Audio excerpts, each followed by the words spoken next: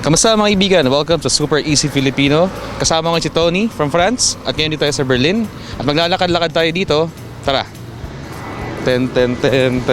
Ano ang nakikita ko? Isang kotse. Ano ang nakikita natin dito? Isang bakanteng lote. Nasaan tayo ngayon? Nasa gitna ng paradahan ng sasakyan. Yan yung nakikita ninyo. Si Tony ay iinom ng iced tea. Si Tony ngayon ay nasa harap ng isang malaking building. Ano ang gagawin namin ngayon? Kami ay tatalon.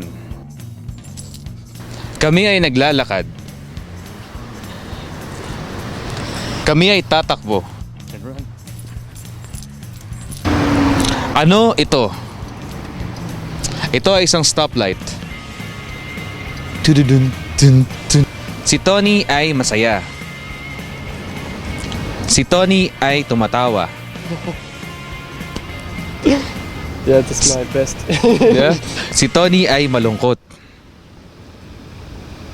Si Tony ay galit. Si Tony ay bad trip. Hey. Si Tony ay umiiyak. So maraming salamat sa panonood mga kaibigan.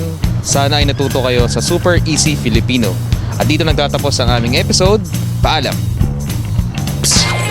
At dito naman sa Berlin, maglalakad-lakad tayo para malaman nyo. Los geht's. Now we're in Berlin, let's go. Ngayon tatanong tayo sa ating mga kabayan kung sino manalo sa US elections. Kaya tara. Oh, say, can you see